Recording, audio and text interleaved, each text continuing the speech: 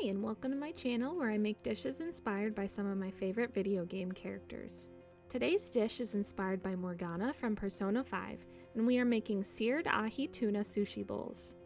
Anyone who has played Persona 5 knows that Morgana is obsessed with sushi, and particularly fatty tuna sushi. I thought of how seared ahi tuna has Morgana's contrasting white and black color design, and on top of rice would feel like the perfect little sushi bowl. This dish is sure to make his mouth water, and he might even push your bedtime back an hour after eating this. We'll start by preparing a marinade for our ahi tuna steaks. In a medium bowl, we'll whisk together soy sauce, rice wine vinegar, honey, ginger, garlic, and sesame oil until well combined. We'll grab our tuna steaks and pat them dry with paper towels before placing them into the marinade bowl.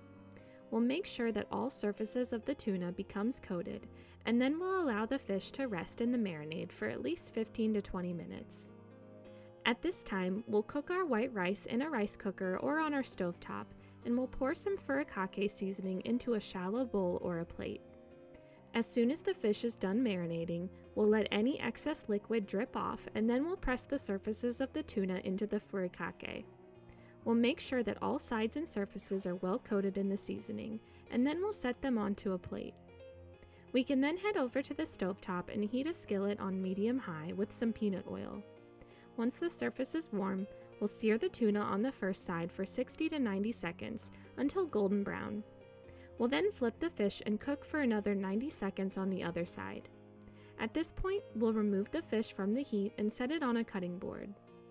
As it rests for a few minutes, we'll make a serving sauce.